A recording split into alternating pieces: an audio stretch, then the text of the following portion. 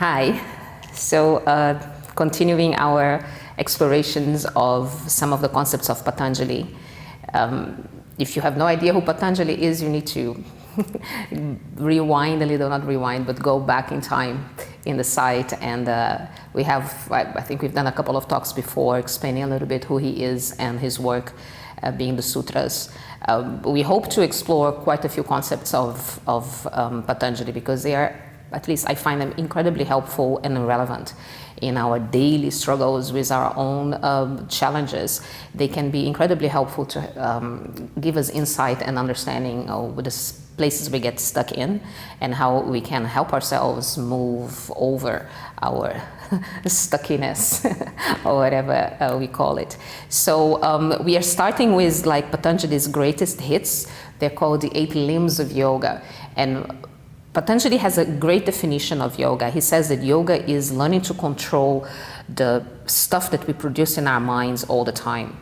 It's not about stopping it. It's not about, I think lots of people think that meditation is about becoming completely quiet and still.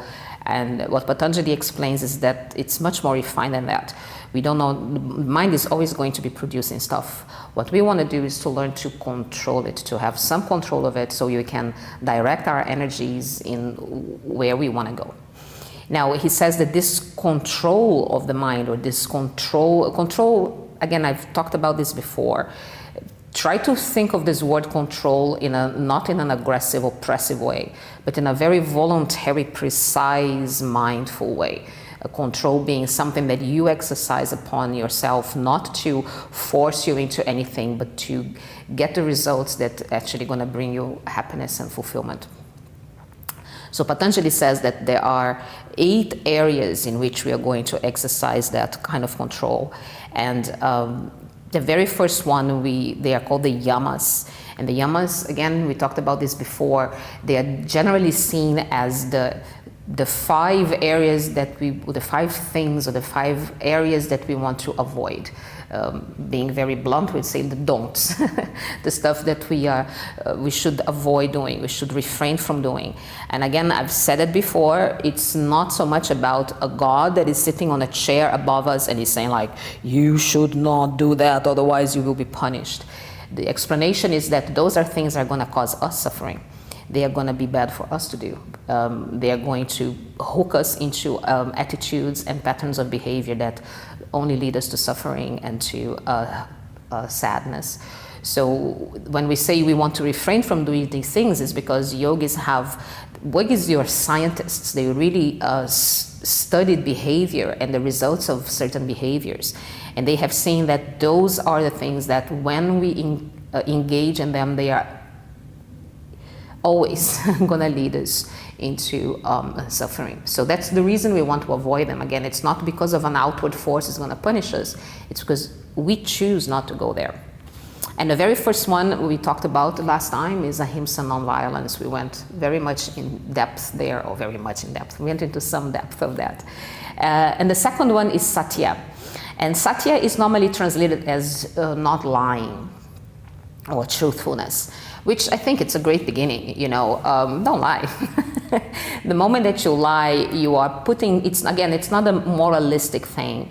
If you lie, you're sinning. When we lie, we are putting things in motion that are almost always going to lead towards problems.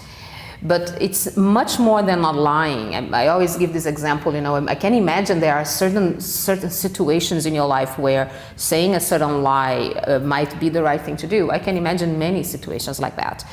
The question is not lying to yourself, not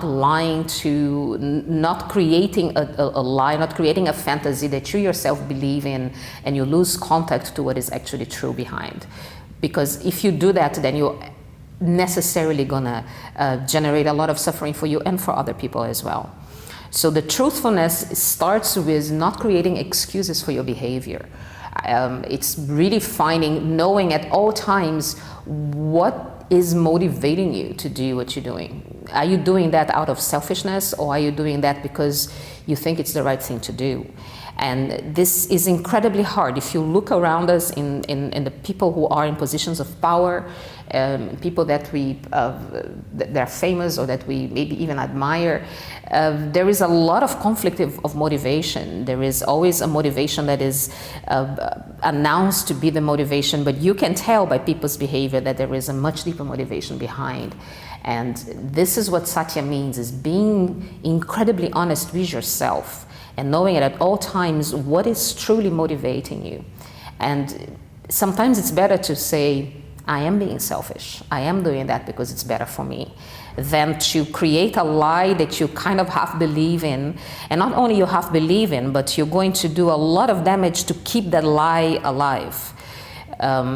You see that also all the time, in a celebrity world that we live in. We create a fantasy of ourselves. We share the pictures where we look good. We post the things that make us look interesting, and especially if your public image is in danger, you're going to go through a lot of effort to keep that lie, that fiction about yourself going, and avoid any kind of humiliation behind it. So it takes us very far, this not lying thing. And it's much more than just not telling a lie. It's not lying to your parents or to your partner. It goes much deeper than that. It's the lies that we are creating for ourselves all the time, the fantasies that we are investing in, and that actually become so big and become so over important in our lives that we actually putting a lot of energy into keeping them alive, instead of keeping energy to actually see who we truly are and what truly motivates us behind it. So it's a much more complex thing than not lying. And again, as all these concepts do, they really invite us towards a sense of introspection. And it's not about being perfect. We all have these things. It's about trying to find that line of honesty right there towards our heart, towards what is motivating us. And when you know what is happening inside of you, in your heart, when you know what motivates you, lying is unimportant. You can say as many lies as you want, but in your heart, you know what it's all about. And there is a moment where you're going to turn away from the fantasy and you're going to try to invest a little bit more time in it was actually true.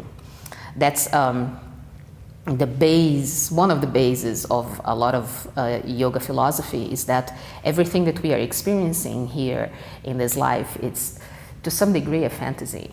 Our bodies, the clothes that we wear, the kind of superficial relationships we get into, our works, our jobs, our pensions, all the things that we kind of invest in, they're important and they have their place, but they should not substitute the truth of who we are. And the truth of who we are is the whole point of doing yoga, is to arrive at that understanding. So that's Satya for you. I hope it inspires you to at least go a little bit into it, maybe investigate it into yourself. And as always, please share with us whatever your thoughts or insights are there, because those are the things we think are worth talking about. Thank you. Namaste.